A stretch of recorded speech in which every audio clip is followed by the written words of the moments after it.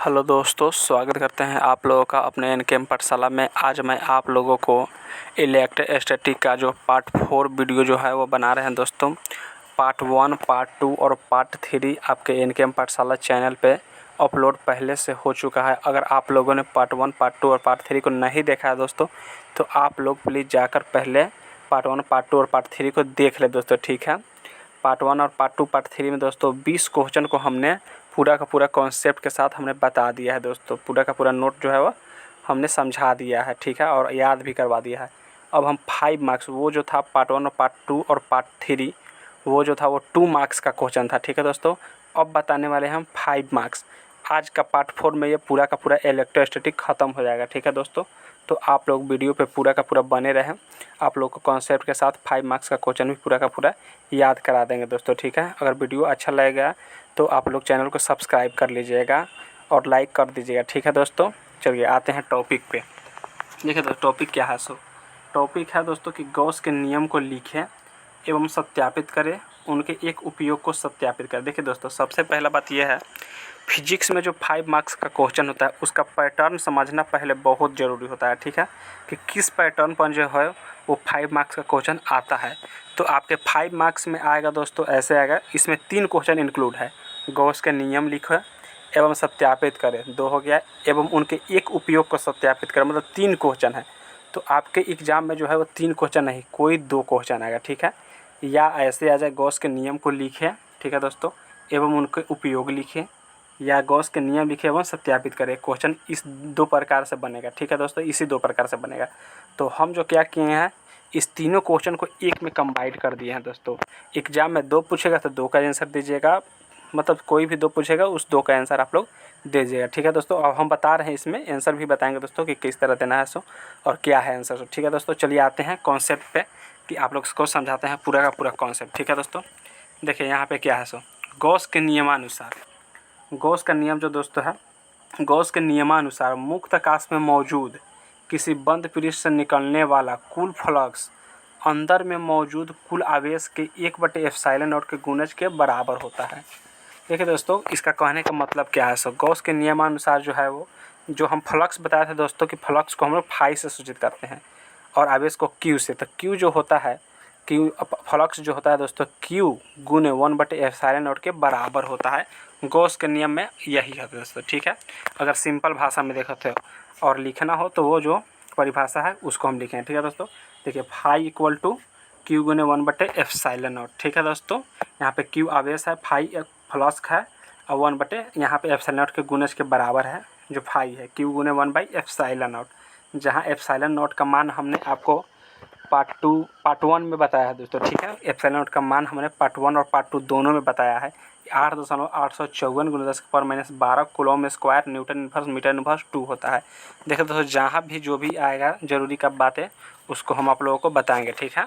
चलिए आते हैं गॉस के नियम का सत्यापन। हम लोग आज सत्यापित भी करेंगे गॉस के नियम को किस प्रकार से सत्यापित करना है। बहुत इंपॉर्टेंट क्वेश्चन है दोस्तों, 5 मार्क्स में बहुत बार पूछा गया क्वेश्चन है, तो आप लोग बढ़िया से समझिएगा, ठीक है। गॉस के नियम का सत्यापन, तो हम आर त्रिज्या के एक गोलीय पृष्ठ लेते हैं दोस्तों। आर त्रिज्या के एक गोलीय पृष्ठ लेते हैं। अंदर में मौजूद आवेश का परिमाण क्यू है दोस्तों। अंदर में जो मौजूद है आवेश दोस्तों, इसका परिमाण क्या है, क्यू है। तथा सदिश अल्पांश क्या है दोस्तों, सदिश जो अल्पांश है वो ds(n) है। सदिश जो अल्पांश है दोस्तों वो ds(n) है, ठीक है दोस्तों। यहाँ पे ds(n) है। चलिए, फिगर तो समझ लिया, अब समझते हैं इसका पूरा का पूरा जो ओरिजिनल है बातें उसको समझते हैं। देखो, फ्लक्स के लिए D phi equal to E dot D S, हमने पिछले पार्ट 3 वीडियो में दोस्तों हमने आपको बताया है डी फाई बराबर क्या होता है दोस्तों, ई डॉट डी एस। और हमने आपको ये भी बात बताया था, डॉट हटता है दोस्तों तो क्या आता है, कॉस थीटा आता है, और क्रॉस हटता है तो क्या आता है दोस्तों, साइन थीटा आता है। हमने बताया है आपको पिछले वीडियो में, इसलिए आप लोग को बोला है कि अगर आपने पार्ट 3 वीडियो नहीं देखा है तो पहले जाकर आप लोग उस वीडियो को देखें, ताकि आप लोगों को ज़्यादा समझ में आए, ठीक है दोस्तों। आपको हम ये भी बात बताया था दोस्तों कि जब भी यहाँ पे डिफ्रेंशिएशन है दोस्तों, क्या है यहाँ पे डी फाई मतलब डिफ्रेंशिएशन है। इधर अगर डी को हटाएंगे तो इधर इंटीग्रेशन का साइन चढ़ जाएगा। पिछले वीडियो में आपको बढ़िया से समझाया दोस्तों। तो सेम उसी प्रकार यहाँ पे डी हटा है, यहाँ पे इंटीग्रेशन का जो है साइन लग गया है, और डॉट हटा है दोस्तों, यहाँ पे कॉस थीटा लग गया है। तो आप लोग ये मत कन्फ्यूज होइए कि कॉस थीटा कहाँ से आ गया, ये इंटीग्रेशन का साइन कहाँ से आ गया। दोस्तों आपको हम पूरा का पूरा बता दिए दोस्तों कि कैसा आया है इंटीग्रेशन का साइन और कॉस थीटा, ठीक है। अब देखिए दोस्तों यहाँ पे बच क्या जाएगा सो, अब यहाँ पे हो जाएगा दोस्तों phi equal to integration 1/4 epsilon naught q by r square r d s n cos theta. चूँकि r n cos theta r n cos 0 degree 1 होता है। देखो कहने का मतलब क्या है, कॉस थीटा जो है वो हम 0 मानते हैं, थीटा का मान हम 0 मानते हैं। और कॉस 0 क्या होता है दोस्तों, कॉस 0 आप लोग को मालूम होगा दोस्तों कि कॉस 0 क्या होता है 1 होता है। कॉस 0 का मान क्या होता है 1 होता है। तो कॉस 0 जब 1 हो जाएगा तो यहाँ पे Q/4 एप्सिलॉन आर स्क्वायर जो कांस्टेंट है दोस्तों, इसको हम बाहर निकाल लेते हैं। ये कांस्टेंट बाहर निकालते हैं, ds क्या है वेरिएबल है, इसको हम अंदर में ही रखते हैं। जैसा कि दोस्तों ds क्या होता है 4 r² होता है, यह फार्मूला है दोस्तों, ठीक है। और यहाँ पे 4 एप्सिलॉन नॉट के कांस्टेंट के रूप में, तो इसको भी बाहर निकाल लेते हैं, ठीक है दोस्तों। इसको भी हम बाहर निकालें तो फाई बराबर क्या हो जाएगा Q/4 epsilon naught R square into 4 r²। तो 4 r² से यहाँ पे नीचे बट्टा में 4 r² कट गया दोस्तों, तो बच क्या गया दोस्तों Q/एप्सिलॉन बच गया ना। तो इसको हम यहाँ पे लिख देंगे, जो बच गया है उसको लिखते हैं। तो फाई बराबर क्या लिख दिए Q/4 एप्सिलॉन नॉट, ठीक है दोस्तों, Q/एप्सिलॉन नॉट। तो यहाँ पे जो है दोस्तों आपके जो गॉस का नियम है दोस्तों वो क्या हो गया दोस्तों, वो प्रूव हो गया, ठीक है। अब गॉस के नियम का एक उपयोग देखना है, क्या देखना है दोस्तों, एक आपको उपयोग देखना है यानी अनुप्रयोग देखना है, ठीक है। तो अनुप्रयोग तो इसको और भी है बहुत सारे, लेकिन हम इसका सिर्फ और सिर्फ अनुप्रयोग एक ही बताने वाले हैं, क्योंकि आपके एग्ज़ाम में एक ही पूछता है, ठीक है दोस्तों। और ये वाला बहुत ज़्यादा पूछता है आपके, अगर एग्ज़ाम पूछा जाएगा दोस्तों तो ये वाला बहुत ज़्यादा बार रिपीटेड सवाल है दोस्तों, इसलिए हम इसको अपने इम्पोर्टेंट क्वेश्चन में रखे हैं, ठीक है दोस्तों। चलिए अपने नोट्स में रखे हैं बना करके अच्छे ढंग से। ये इंपॉर्टेंट क्वेश्चन आपको यही एग्जाम में पूछा जाएगा, अगर पूछेगा तो इसको अच्छे से समझ लीजिए। हम एक समान आवेशित अनंत समतल चादर लेते हैं जिस पर पृष्ठीय आवेश घनत्व सिग्मा है। ये सिग्मा 6 की तरह जो लिखा था ना दोस्तों, ये क्या होता है दोस्तों, ये सिग्मा होता है। तो सिग्मा ले लिया, तथा क्षेत्र का मान ई है। तो विद्युत क्षेत्र का मान ई होता है, आपको मालूम ही होगा। और पृष्ठीय क्षेत्र में क्या है एस है। देखिए दोस्तों फिगर में समझिए क्या है। सो हमने बोला है कि ds ले लिए हैं, ई है और क्या है यहाँ पे ds है, सब ले लिए। देखिए फर्स्ट है, सेकेंड ये है, ये थर्ड है। ये देखते ये लंबवत है, लंबवत है तो 90 डिग्री है, ई 0 होगा, ई 0 होगा। तो आइए समझते हैं इधर कुल फ्लक्स क्या होगा दोस्तों, E.ds फर्स्ट सेकेंड और थर्ड फाइबर इक्वल टू, सब में इंटीग्रेशन का साइन लगा हुआ है। देखिए दोस्तों डॉट है, सब में E.ds है। क्या है दोस्तों E.ds है, डॉट हटा के कॉस लगाए हैं, तो आप लोग कन्फ्यूज नहीं होंगे कॉस कहाँ से आ गया, पहले भी बता चुके हैं आपको कॉस कैसे आ रहा है। सो अब देखिए दोस्तों यहाँ पे Q/एप्सिलॉन नॉट, Q/एप्सिलॉन फाई का मान था दोस्तों, फाई इक्वल टू क्या था Q/एप्सिलॉन नॉट। तो हम यहाँ पे एप्सिलॉन नॉट ले सकते हैं ना दोस्तों, यहाँ पे तो कोई आपको डाउट नहीं हुआ। यहाँ पे फाई का मान क्या होता है Q/एप्सिलॉन नॉट भी होता है फाई इक्वल टू, तो हम Q/एप्सिलॉन नॉट भी ले सकते हैं। यहाँ पे हम 0 डिग्री हम बताए थे आपको, फर्स्ट में क्या था 0 डिग्री, सेकेंड में लंबवत था दोस्तों, सेकेंड फिगर में क्या था इस तरह लंबवत है, तो लंबवत 90 डिग्री होता है, तो 90 डिग्री ले लिए और यहाँ पे भी 0 ले लिए, ठीक है। अब देखिए दोस्तों Q सिग्मा एस, Q क्या है सिग्मा एस। तो यहाँ पे Q बराबर अगर सिग्मा एस होता है दोस्तों Q बराबर सिग्मा एस, तो यहाँ पे सिग्मा एस ले लिए, फाई एप्सिलॉन नॉट को एप्सिलॉन नॉट ही रहने देते हैं। यहाँ पे देखिए दोस्तों cos 90 का मान क्या होता है 0 होता है, और cos 0 1 होता है, ये 1 होता है। तो यहाँ पे दोनों को हम अभी रखते हैं। E.ds यहाँ पे 1 हो गया, तो E.ds बचेगा, EDS बचेगा, तो EDS हम लिए हैं, ठीक है दोस्तों। और यहाँ पे जो 0 है उसको हम हटा देते हैं। अब देखिए समझिएगा दोस्तों, सिग्मा S/एप्सिलॉन नॉट है, यहाँ पे ES प्लस ES क्या है 2ES हो जाएगा, और सिग्मा S है दोस्तों बट्टे में एप्सिलॉन नॉट है इक्वल टू 2ES है। तो S से दोस्तों S कटेगा ना, S से S कट जाएगा, तो S से जब S कट जाएगा तो क्या बचेगा, S से हम S को क्या किए दोस्तों यहाँ पे कटिंग है, तो एक जब कट जाएगा तो 2E बराबर सिग्मा बाई एप्सिलॉन नॉट हो जाएगा। देखिए दोस्तों इधर अगर 2E है, क्या है दोस्तों इधर अगर 2E है तो इधर इनटू में है, गुना में है, हम सिर्फ E लिखेंगे तो इस पार जो होगा दोस्तों कुछ भी हो तो बट्टा में जाएगा, तो बट्टा में चला जाएगा 2। तो सेम उसी प्रकार दोस्तों यहाँ पे E बराबर क्या ले लिए हैं यहाँ पे एस तो कट गया था, सिग्मा बचा था, सिग्मा बटे एप्सिलॉन नॉट और 2 यहाँ पे आ गया दोस्तों, तो सिग्मा बटे 2 एप्सिलॉन नॉट। ठीक है दोस्तों, ई बराबर क्या हो जाएगा, ई बराबर हो जाएगा सिग्मा बटे 2 एप्सिलॉन नॉट। ये एक अनुप्रयोग है आपके गॉस के नियम का, तो ये भी आप लोग पूरा का पूरा कंप्लीट कर लीजिएगा दोस्तों, आपके एग्जाम में बहुत बार पूछा जाता है। ठीक है, चलिए आते हैं अब 2 नंबर क्वेश्चन को अच्छे ढंग से समझ लेते हैं दोस्तों। आवेशों के सतत वितरण की व्याख्या करें। देखिए दोस्तों, आपके 5 मार्क्स में क्वेश्चन ना ही कभी पूछा गया है, और मेरा जहाँ तक अंदाज़ा है कि आपके क्वेश्चन में ये भी 5 मार्क्स में नहीं पूछा जाएगा, लेकिन दोस्तों 2 मार्क्स में बहुत बार पूछा गया है, और 2 मार्क्स में आपके एग्जाम में भी एक क्वेश्चन यहाँ से आएगा। तो हमने क्या किया, इसमें 3 है, रेखीय आवेश वितरण, पृष्ठीय आवेश वितरण, आयतनिक आवेश वितरण। तो ये तीनों में से कोई ना कोई एक जो है वो 2 मार्क्स में आ ही जाता है। तो तीनों को एक जगह जब कंबाइन की जगह दोस्तों, तो ये बन जाता है 5 मार्क्स का क्वेश्चन। तो हमने इसको एक अलग से दोस्तों इसको हमने नोट किया है, एक जगह नोट किया है, ताकि आपको याद करने में आसानी हो। ठीक है, तो चलिए आते हैं टॉपिक पे और समझते हैं इसको क्या है। सो देखिए, आवेशों का जो वितरण मुख्यतः 3 प्रकार से किया जाता है, रेखीय आवेश वितरण, पृष्ठीय आवेश वितरण, आयतनिक आवेश वितरण। तो चलिए आते समझते हैं रेखीय आवेश वितरण क्या होता है।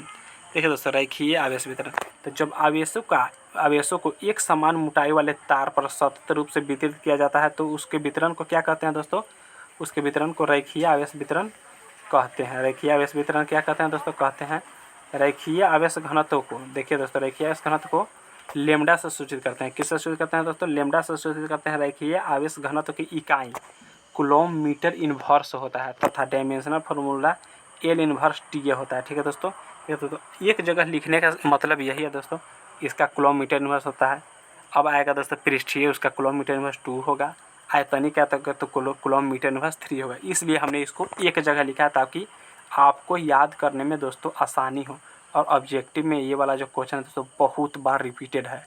रैखिक आवेश घनत्व की इकाई क्या होता है दोस्तों, तो कूलॉम मीटर इन्वर्स होता है। आप लोग याद कर लीजिएगा, ऑब्जेक्टिव में बार बार रिपीट करता है। ठीक है दोस्तों, चलिए अब समझते हैं पृष्ठीय आवेश वितरण क्या है। सो सरफेस डिस्ट्रीब्यूशन चार्ज क्या है पृष्ठीय आवेश वितरण।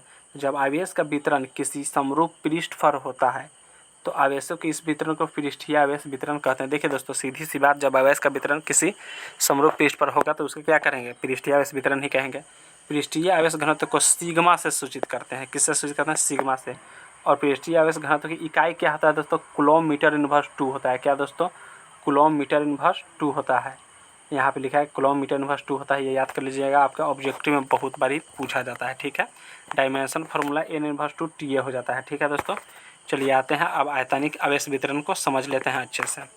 देखिए दोस्तों, आयतनिक आवेश वितरण कहता क्या है। आयतनिक आवेश वितरण जो है दोस्तों, ये वाला आयतनिक आवेश वितरण, जब आवेशों का वितरण एक समान रूप से आयतन में होता है, कहाँ होता है, आयतन में होता है, तो उसे आयतनिक आवेश वितरण कहते हैं। ठीक है दोस्तों, अब देखिए आयतनिक आवेश वितरण को जो हम लोग सूचित करते हैं दोस्तों, वो रो से सूचित करते हैं। आयतनिक आवेश वितरण को किससे सूचित करते हैं, रो से सूचित करते हैं दोस्तों। ठीक है, आयतनिक आवेश घनत्व का जो मात्रक होता है दोस्तों, कूलॉम मीटर इन्वर्स 3 होता है। ठीक है दोस्तों, कूलॉम मीटर इन्वर्स 3 होता है।